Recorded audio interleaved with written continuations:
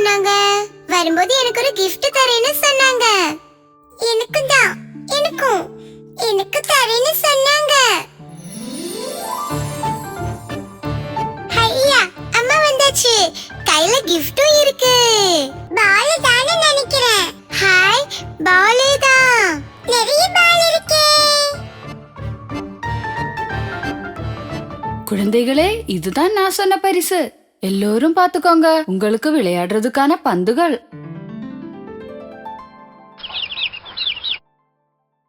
எல்லோருக்கும் பந்து தரேன். நல்ல பிள்ளைகளா வந்து வரிசையா நில்லுங்க.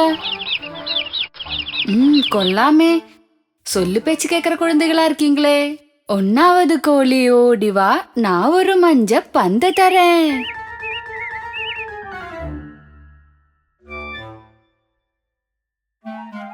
பந்தோட நிறம் என்ன? செமந்திப்பூ மாதிரி மஞ்சள் நிறம். செமந்திப்பூ மாதிரி மஞ்சள் நிறம். 2வது கோழி ஓடிவா, நான் ஒரு பச்சை பந்து தரேன். பந்தோட நிறம் என்ன? செடிகளின் இலைகளின் பச்சை நிறம். செடிகளின் இலைகளின் பச்சை நிறம். 3வது கோழி ஓடிவா, நான் ஒரு சிகப்பு பந்து தரேன். பந்தோட நிறம் என்ன? செம்பருத்தி பூவோட சிகப்பு நிறம். செம்பருத்தி பூவோட சிகப்பு நிறம். 4வது கோழி ஓடிவா, நான் ஒரு வெள்ளை பந்து தரேன். பந்தோட நிறம் என்ன? மல்லிகை பூவோட வெள்ளை நிறம். மல்லிகை பூவோட வெள்ளை நிறம். 5வது கோழி ஓடிவா, நான் ஒரு நீல பந்து தரேன். பந்தோட நிறம் என்ன? வானத்தோட நீல நிறம். வானத்தோட நீல நிறம். அம்மா, நாங்க போய் விளையாடட்டுமா? போங்க, கவனமா இருக்கணும்.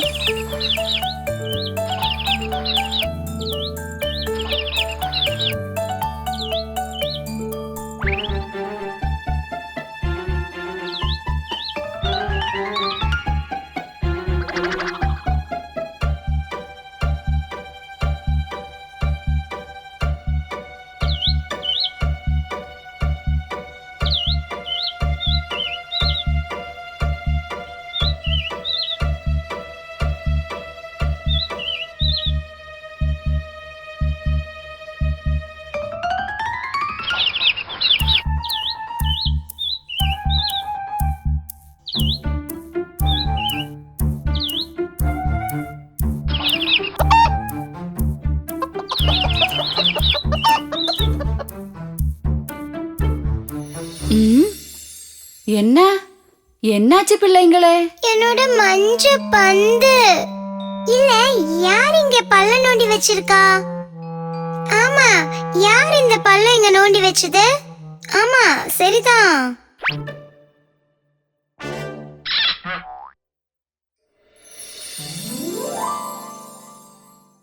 நான் தான் நண்பர்களே, நான் இந்த குழியில தான் வாழ்றேன். ஆமா குழந்தைகளே, இதுதான் நண்டு மாமா. மாமா இப்படி குழி தோண்டி அங்கே தான் தங்குவாரு. ஐயோ, இதுக்குள்ள இருந்தா பசிக்காதா? மாமாவும் நம்மை போல தயிரை தேடி வெளியே இறங்குவாங்க. எதிரிங்களை பார்த்தா ஓடி வந்து பொந்துக்குள்ள ஒளிஞ்சுக்குவாரு. அப்படியா? நல்லா இருக்கே இந்த ஐடியா கூட. என்னோட மஞ்ச பந்து.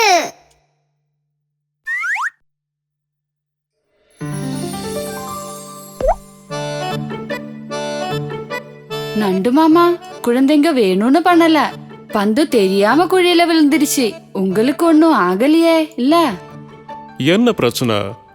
பிள்ளைங்க விளையாடுறப்போ இதெல்லாம் சகஜம்தான். இனியும் தேவைப்பட்டா கூப்பிடுங்க, நான் எடுத்து தரேன். அது பரவாயில்லையே. அப்படின்னா அதுக்கு மட்டும்தான் நேரம் இருக்கும்.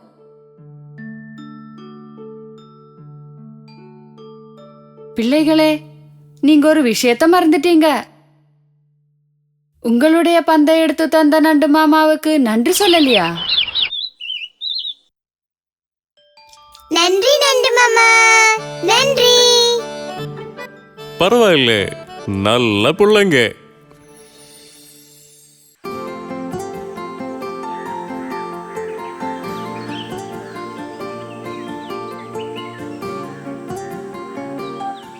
போதும் போதும் போதும், எல்லாரும் எழுந்து நில்லுங்க. தூங்குனதெல்லாம் போதும். குழந்தைங்க கொஞ்ச நேரம் கூட தூங்கட்டும் பூவன்னு. பிள்ளைங்க தூங்கட்டும், ஆனால் நீங்களாம் சீக்கிரம் எழுந்துருங்க. நமக்கான பிரேக்ஃபாஸ்ட்டோட நம்ம முதலாளி இப்போ வந்துருவாரு பாருங்க. செல்லுங்களா, பூவன்னு சொல்றத கேளுங்க. எல்லாரும் சீக்கிரம் எந்திரிச்சு ரெடியா இருங்க.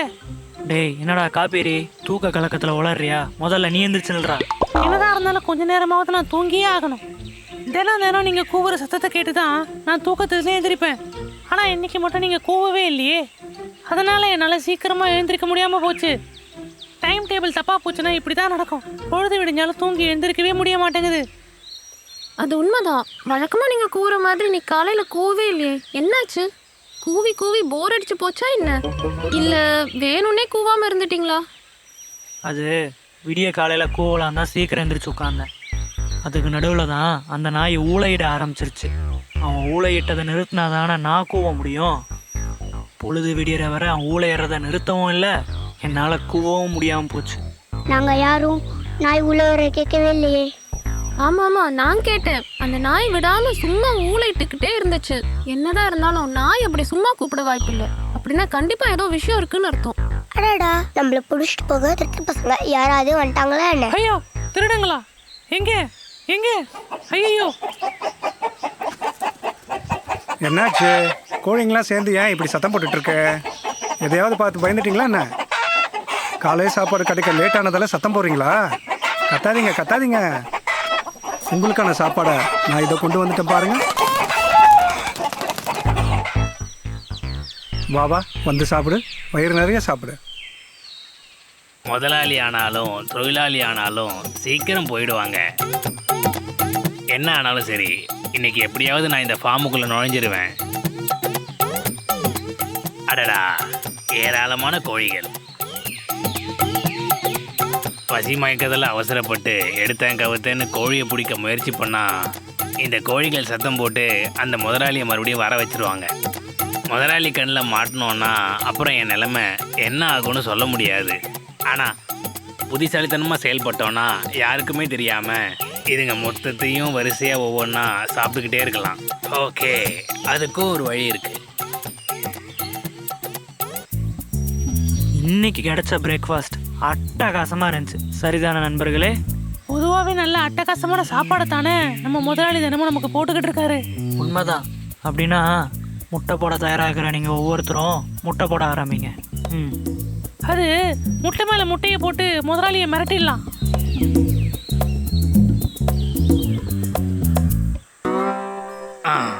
மருந்தே மருந்தே மருந்தே, நாட்டு மருந்தே, கோழி மருந்தே, நாட்டு மருந்தே, வீட்டு மருந்தே, பச்சை மருந்தே, நாட்டு மருந்தே, மருந்து வேணுமோ மருந்தே. அந்த நாட்டு வைத்தியங்கிட்ட நம்ம கொஞ்சம் மருந்து வாங்கிக்கலாமா? டேய், சும்மா இருறா முட்டாள். அந்த வாத்தியா சரியான கோல்மால் பேர் வெளின்னு பார்த்தாலே தெரியலையா? அட கோழி, என்னாச்சு? 2 பாட்டில் மருந்து தரவா? கோழி பேன், கோழி வசந்தா, கோழி முருகல், இப்படி கோழிகளுக்கு வர்ற எல்லா விதமான வியாதிகள்ல இருந்தும் இந்த நாட்டு மருந்து நிவாரணம் கொடுக்கும். அது நல்லா இருக்கு வைத்தியரே. சேவல்களுக்கு கூவுறதுக்கு ஏதாவது மருந்து இருக்கா சொல்லுங்க. பின்னென்ன, சேவல் மட்டும் இல்லை, பெட்டை கோழியை கூட கூவ வைக்கிற அளவுக்கு நல்ல பச்சை மருந்து என் கையில் இருக்குதுல்ல. பச்சை மருந்து தவிர வேற ஏதாவது இருக்கா? பின்னென்ன, அந்த பச்சை மருந்து, அந்த மஞ்சள் மருந்து, நீல மருந்து, அந்த சிகப்பு மருந்து, அப்படி பல விதவிதமான மருந்துகள் என் கையில் இருக்கு. நீல குடுவையில் கலக்கிற நீல மருந்து எடுக்கட்டுமா? பெட்ட கோழிகளுக்கு அதிகமாக முட்டை போட மருந்து இருக்கா? பெட்டை கோழிகள் தானே முட்டை போடுவாங்க, அப்புறம் அவங்களுக்கு எதுக்கு முட்டை போடுறதுக்கான மருந்து? ஆனால் சேவல்கள் முட்டை போடுறதுக்கான மருந்து என் கைவசம் இருக்குதுல்ல. நான் இப்போ கொடுக்குற மருந்தை ஒரு 4 பாட்டில் குடிச்சிங்கன்னா ஒரு சேவல் தினமும் 4 முட்டை போட்டுக்கிட்டே இருக்கும். நான் அந்த மருந்தை எடுக்கட்டுமா? என்ன ஆனாலும் எங்களுக்கு அந்த மருந்துலாம் தேவையில்லை. ஐயோ, அவசரப்பட்டு அப்படிலாம் சொல்லாதீங்க. ஒரு உதவியா நினைச்சு என்கிட்ட இந்த 2 பாட்டில் மருந்தாவது வாங்கிக்கங்க. இந்த நாட்டு மருந்து வியாபாரத்தால தான் நான் என் குடும்பத்தையே காப்பாத்திக்கிட்டு இருக்கேன். தயவு செஞ்சு உதவி பண்ணுங்க ப்ளீஸ். இவன் வேஷம் மாறி வந்திருக்க திருட்டு பையன். இந்த ஏமாத்து பையல சும்மா விடவே கூடாது. அதுக்கு ஒரு வழி பண்ணிடலாம். வைத்தியர் ஐயா, என்னதான் இருந்தாலும் உங்க மருந்து எங்களுக்கு தேவையில்லை. ஆனா இங்க இருக்கிற ஒருத்தருக்கு உங்க மருந்து கண்டிப்பா தேவை. யாருக்கெல்லாம் வேணும் சொல்லுங்க.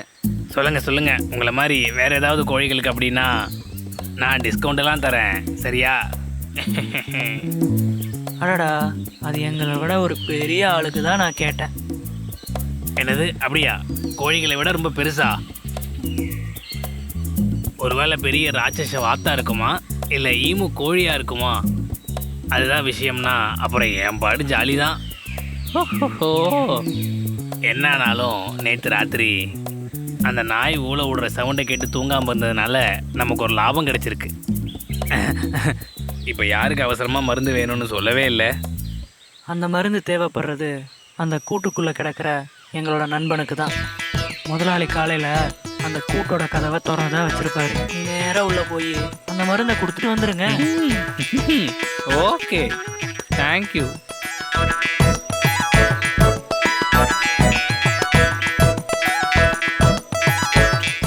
கூண்டுக்கு வெளியே நீளமாக வளைஞ்சு கிடக்கிற கருப்பான வால், அது கருங்கோழியோட வாலே தான். ஆஹா, கருங்கோழியோட கறின்னு சொன்னா சூப்பர் டேஸ்டா இருக்கும். நிஜமாவே நான் ரொம்ப அதிர்ஷ்டசாலி தான்.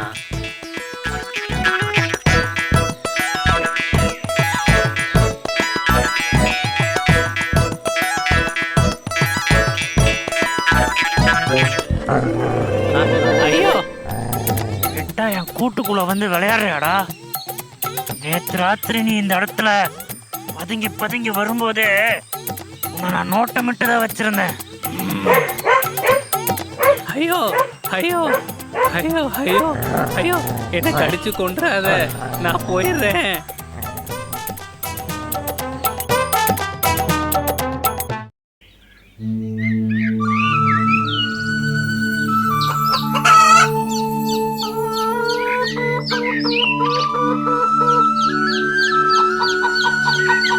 கண்ணா குஞ்சி, நீ இறைய சாப்பிட்டுட்டு எங்க போயிட்டு இருக்க? ரொம்ப தூரம் எல்லாம் போக கூடாது. அதே மாதிரி சாப்பிட்டுட்டு நான் தூரமா போயிட்டேன்னா அதுல என்ன இருக்கு? நான் தான் உங்க கண்ணுக்கு தெரியறேன்ல. அட அதுக்கு இல்ல, உனக்கு எந்த ஆபத்தும் கிடையாது. அம்மான்றவ நாலா பக்கமும் உங்க மேல கவனத்தை வச்சிருப்பா. எப்ப பார்த்தாலும் அம்மாவோட அட்வைஸ கேட்டு ரொம்ப போர் அடிச்சிருச்சு. வாழ்றதுக்கு சுதந்திரமே கிடையாது. அப்படி ஏதாவது எங்களுக்கு ஆபத்து வந்ததுன்னா எங்களை நாங்களே காப்பாத்திக்க முடியும். இது எல்லாமே உங்களோட முட்டாள்தனம். எதிரிங்க உங்களை தூக்கிட்டு போறதுக்கு தயாரா இருப்பாங்க. நீங்க மட்டும் பெரியவங்க ஆயிட்டீங்கன்னா எங்க வேணாலும் போலாம், என்ன வேணா சாப்பிடலாம். என்ன நடந்தாலும் சரி, நாங்க இன்னைக்கு வயலுக்கு போய் விளையாடுவோம். அதெல்லாம் நடக்காது குழந்தைங்களா. நாங்க இல்லாம நீங்க எங்கேயும் போக கூடாது. நாங்க போவோம், வயலுக்கு நாங்க கண்டிப்பா போவோம். நீங்களாம் அங்க வர வேண்டிய அவசியம் இல்லம்மா. நில்லுங்க பசங்களா, போகாதீங்க போகாதீங்க. யாரெல்லாம் அம்மாவோட பேச்சு கேட்க மாட்டீங்களோ, திமிரா நடந்துக்கிறீங்களோ, அனுபவத்தாலதான் கத்துப்பாங்க. வேற என்ன சொல்றது? பசங்களா, அம்மாவோட பேச்ச கேட்கலன்னா அது ஆபத்துல தான் முடியும். நான் எதுவும் சொல்லல, அவதான் சொன்னா.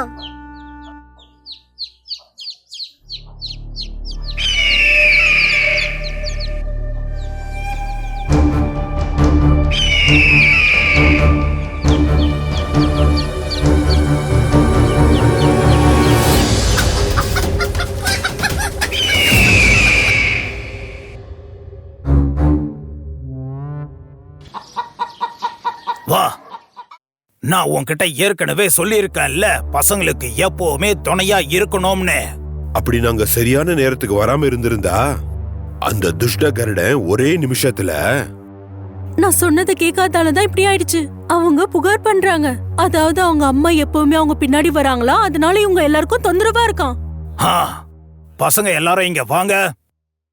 அம்மா உங்களை கவனிச்சுக்கிறது கஷ்டப்படுத்துற மாதிரி அர்த்தம்னு யார் உங்களுக்கு சொன்னது சொல்லுங்க. இவன் தான் சொன்னான்.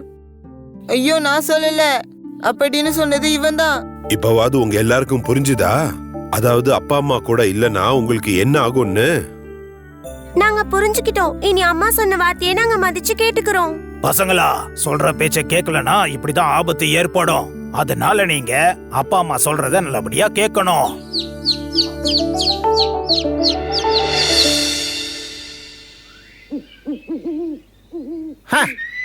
அப்படி நடுவுல அந்த சேவலுங்க மட்டும் வராம இருந்ததுன்னா நான் அந்த கோழி குஞ்சுங்க எல்லாத்தையும் தூக்கிட்டு பறந்திருப்பேன்.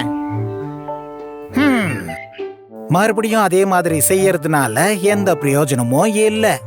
ஒன்னு புரிஞ்சிக்க, எது நடந்தாலும் அது நன்மைக்கு தான் நடக்குதுன்னு தெரிஞ்சுக்கணும். சந்தோஷமா இருக்கணுமா? அந்த சேவலுங்கெல்லாம் என் முதுகுல ஏறிக்கிட்டு என் தலைய கொத்த ஆரம்பிச்சிருச்சுங்க. கோமன் மாஸ்டர், என்னால இந்த வலியை தாங்கிக்க முடியல. அந்த 2 பலமான சேவல்கள் அந்த கோழிங்களுக்கு முக்கியமான சக்தி. அதுங்க இருக்கிற வரைக்கும் அதுங்களோட குட்டி கோழிங்களை நீ தொட்டு கூட பார்க்க முடியாது, புரிஞ்சுக்க. எனக்கு அதிர்ஷ்டமே கிடையாது.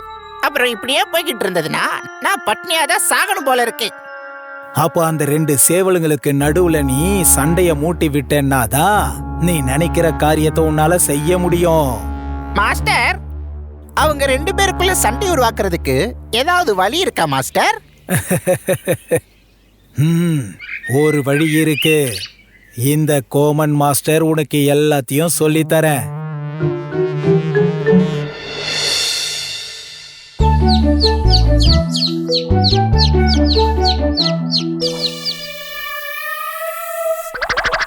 அங்க பாருங்க, கருட பருவ.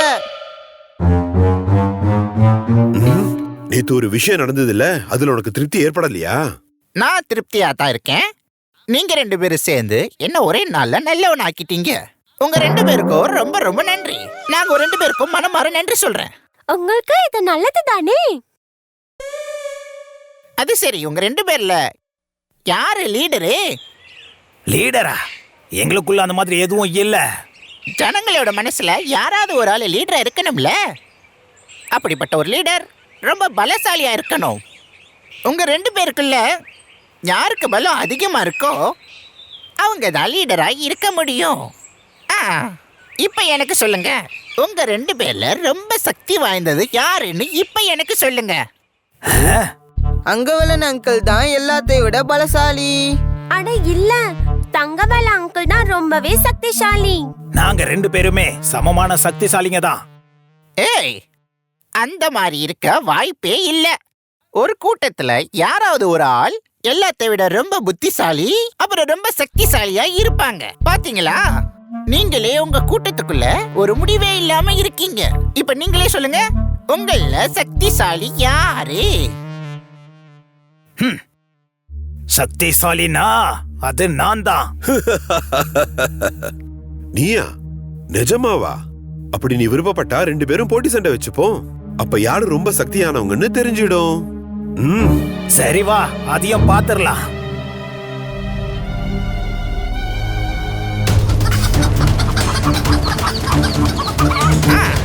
கொத்து கொத்து, அப்படிதான் அப்படிதான், அத கொத்து. நீ என்ன பாக்குற? அத கொத்து. பறந்து பறந்து கொத்து. அப்படிதான் கொத்து, அவனை தோக்கடி. சேவல்களோட அஜாக்கிரதனால அது அந்த கருட பறவையோட துஷ்ட எண்ணமே தெரியாம போயிடுச்சு. அதனால 2 சேவல்களுமே சண்டை போட்டுக்கிட்டாங்க. அவங்களுக்கும் மத்தவங்களுக்கும் அவங்க ரொம்ப ஆபத்தா மாறிட்டாங்க. கொத்துங்க, நல்லா கொத்திக்கோங்க, கழுத்தை வெட்டிக்கோங்க, நல்லா கொத்திக்கோங்க. ரொம்ப நல்லது. முதல்ல நான் அரை உயிரோட இருக்கிற அந்த வெள்ளனை தூக்கிட்டு போறேன். ஓ, இதெல்லாம் செய்யறது எவ்வளவு சுலபமான விஷயம். அந்த கோமன் மாஸ்டரோட புத்திசாலித்தனம் ஒர்க் அவுட் ஆயிருச்சு.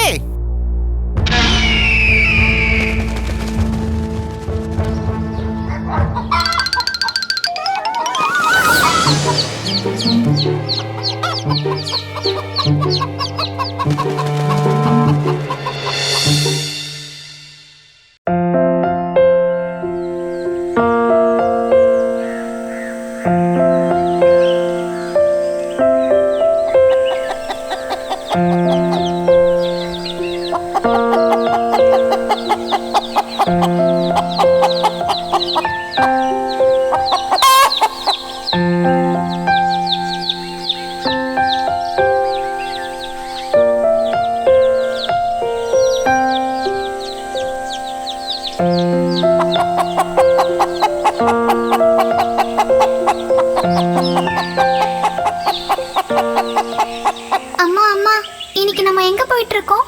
நதியோரத்துக்கு தான் போறோமா? இல்ல அந்த பூ மரத்துக்கிட்ட தான் போறோமா? இல்ல இல்ல, மாமர தோட்டத்துக்கு தான் போறோம் போல இருக்கு. இல்ல, கோமர மலை கிட்ட தான் போறோம். என்னோட செல்ல குட்டிங்களா, ஆளாளுக்கு என்னென்னவோ சொல்றீங்களே. இன்னைக்கு நம்ம போறது அந்த மாதிரி இடங்களுக்கு இல்ல.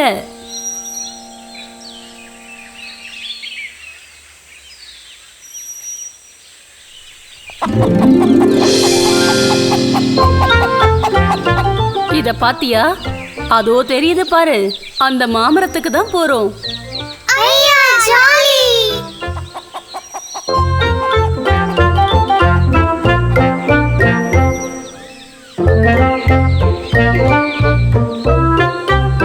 செல்ல குட்டிங்களா, இன்னைக்கு நம்ம இந்த இடத்துலயே விளையாடலாமா?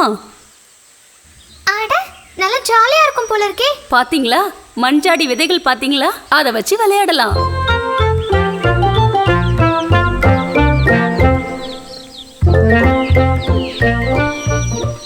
நம்ம இத அப்படியே அள்ளி அள்ளி எடுக்கலாமா? எனக்கு நிறைய கிடைச்சிருக்கு. எனக்கும் நிறைய கிடைச்சிருக்கு. இல்ல இல்ல, எனக்கு தான் ரொம்ப அதிகமா கிடைச்சிருக்கு. எல்லாரை விட அதிகமா எனக்கு தான் நிறைய கிடைச்சிருக்கு.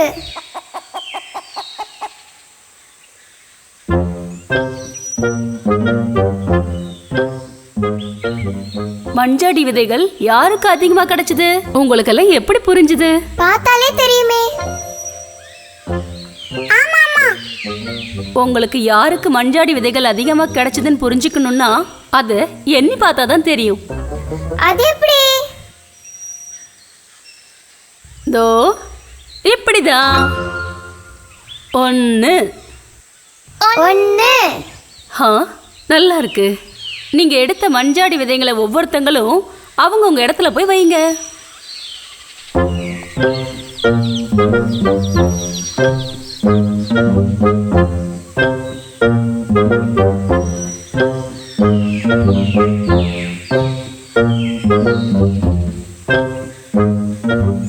இனி 2 1 1 2 2.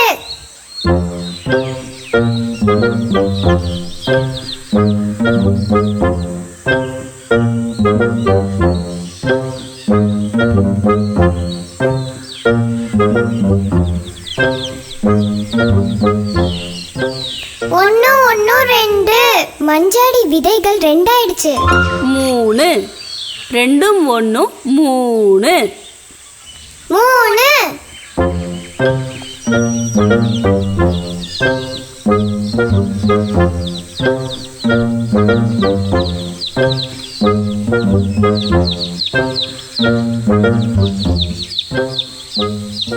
ரெண்டு ஒன்னு 3. மஞ்சாடி விதைகள் 3 ஆயிடுச்சு. 4 3 1 4 4.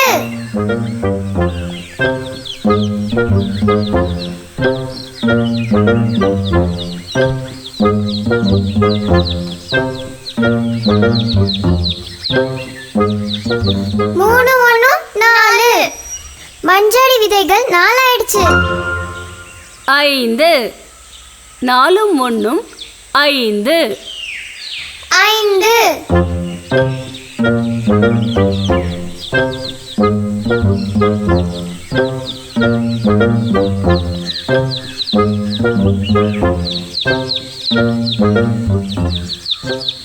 ஐந்து 4 1 5. மஞ்சாட விதைகள் 5 ஆயிடுச்சு. 6 5 1 6 6.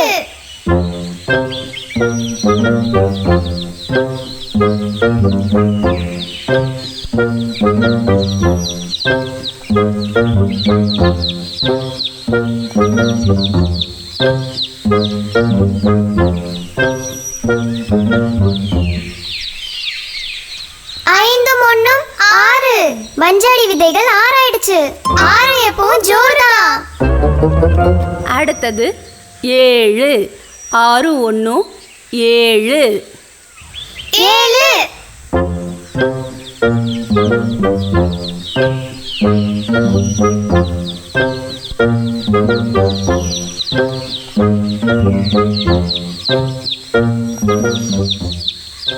ஆறு ஒண்ணும் 7. மஞ்சாட விதைகள் 7 ஆச்சு. 8 7 1 8 8.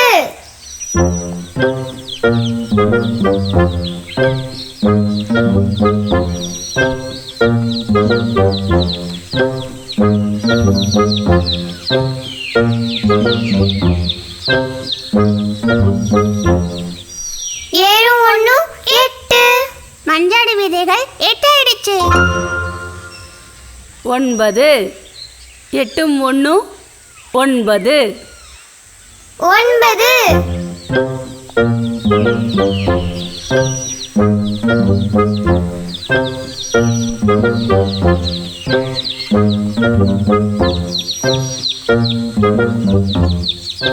எட்டு ஒண்ணு 9. மஞ்சாடி விதைகள் 9 ஆயிடுச்சு. இனி 10 9 1 10 10.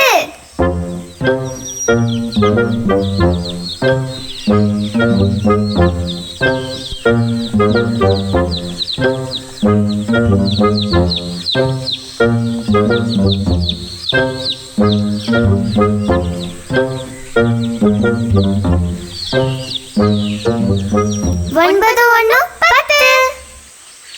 மஞ்சாட விதைகள் 10 ஆச்சு. 10 நாளே அது முத்துதான்.